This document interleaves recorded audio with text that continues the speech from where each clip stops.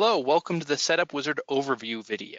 This will give you all the information you need to complete the Setup Wizard for your debt elimination program.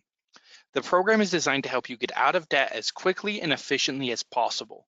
We must put in accurate and current information to receive the most efficient plan.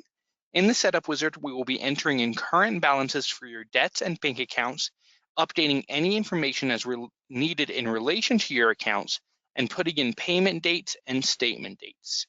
We will also be entering in or updating your income and setting an expectation for expenses. To reach the Setup Wizard, you will need the login URL included in your welcome email for your debt elimination program. If you find you need additional help, you can click on the headphones icon on the bottom right-hand corner of the screen. There you will find an email and phone number to contact support. You can use smart devices like tablets, Chromebooks, or iPads to run the program and to set it up. Now we are ready to get started. I'm going to hit this next button. The first account we are going to put in today is the checking account. First thing we need to do is put in a name and an institution. Try not to use any names that are ambiguous, especially if you have a lot of accounts. Names like my account or your first name can be unclear.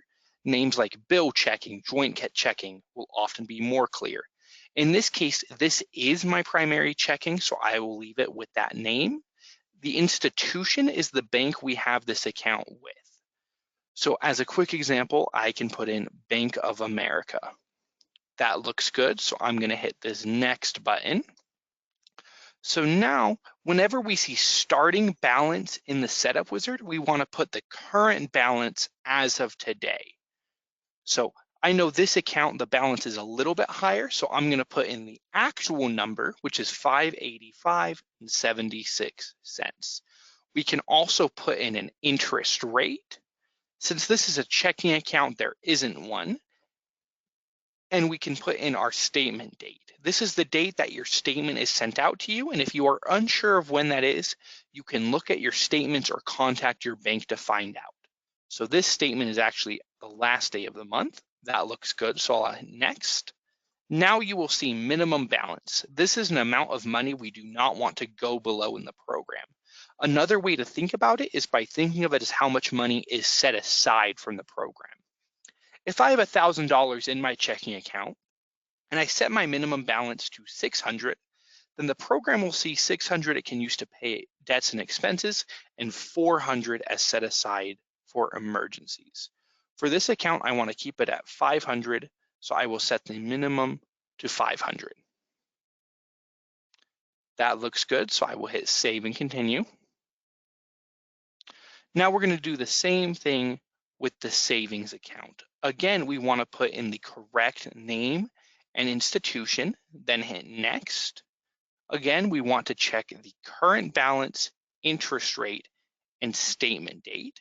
That all looks good, except this statement date is also on the last day of the month. Then you hit next. And again, we can set a minimum balance. Now for this account, that minimum balance of $37.19 looks good. So I'm going to hit save and continue. Now we're going to put in the mortgage. Again, you need to put in the name and institution, hit next. The current balance for this account looks good. The interest rate is also correct. You will notice that we have a remaining term right here. So this is how many months left are on this mortgage. In this case, 347 is correct, so I will not need to change that. Then you can check the total payment. This is the total amount of money you pay on that mortgage per month. Escrow is the amount of that payment that goes toward the escrow. That all looks correct. Same thing, we need to set the payment date. This account is actually paid on the 1st of the month, and the statement comes out on the 6th. That looks good, so I hit next. On this page right here, we only need to worry about which account this is paid from. This is paid from the checking, so I will set it like that, and then hit save and continue. So now this account is a car loan. Again, we can put in a name, a lender, hit next. Check our current balance, that looks good. Rate and term both look good, and the payment amount looks good. The payment date for this account is the 20th, and the statement is the last day of each month. So that all looks good and correct. So I will hit next. And again, we can set what account this is paid from. In this case, that's the checking. So I will hit save and continue. Okay, so now we are on the credit card. The name and lender work the same. The current balance for this account has not changed yet. The rate is correct. And because this is a credit card, instead of a space to put in the term, it will allow you to put in a credit limit. This is where you put the limit you have for this card. In this case, 19,000 is correct. You will also see a spot to put in the minimum payment. The minimum payment for this card is $25. By the minimum payment, you will see the or interest plus percentage. This is stating that you will pay whatever interest you are accruing plus 1% of your balance. Between the minimum payment you entered and the or percentage, the program will have you pay whichever one is higher. It will choose the more efficient payment. The payment date for this card is the 20th of the month, and the statement date is on the 25th of the previous month. That all is correct, so I will hit next. This account is also paid from the primary checking, so now I will hit save and continue. This is another credit card. We put it in the exact same way.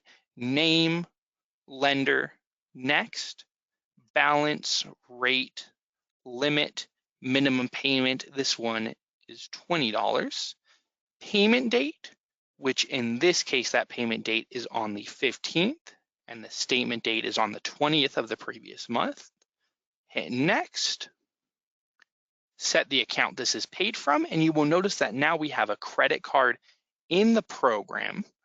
We have the option to use that as our payment account. Now, this account is also paid from the checking, but if you did have an account paid from the credit card, you could set it. In this case, that looks good. So I will hit save and continue.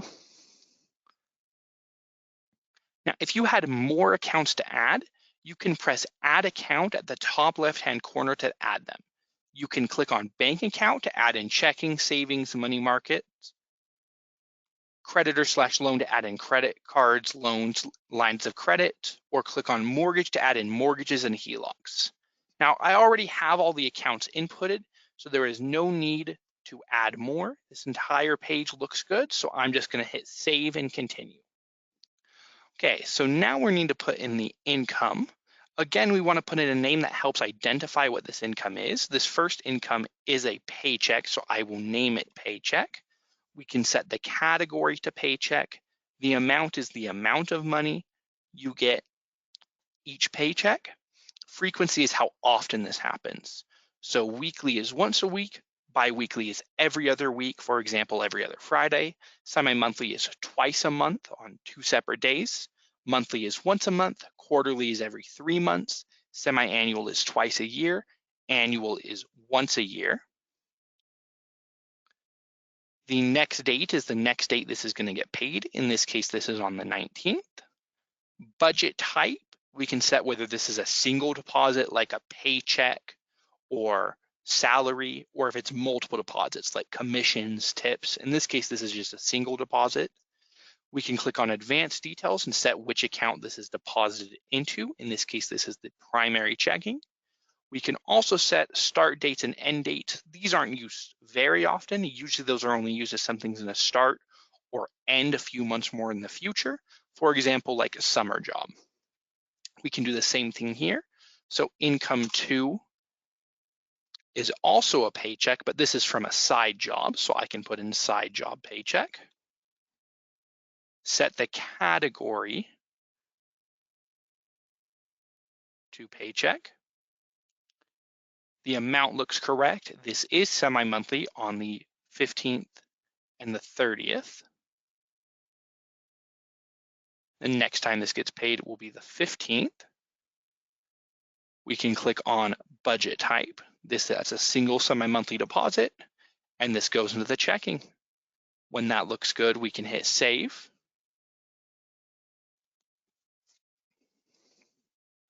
Now, if you ever needed to add another source of income, you can hit this green add income button, or you can hit edit, add income. Now, in this case, we already have all the income added, so we're just hit save and continue.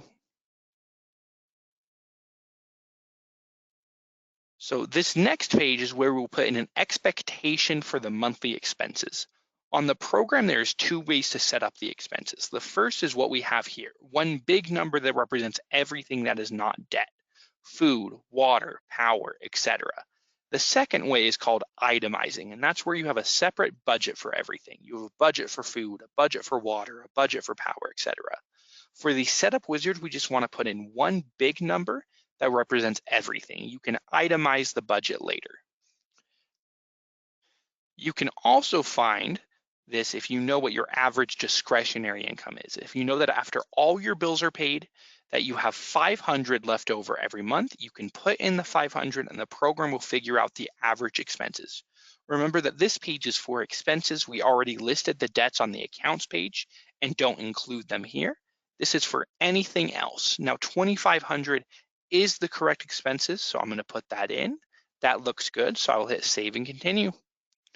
The setup wizard is now complete. Thank you for viewing this video.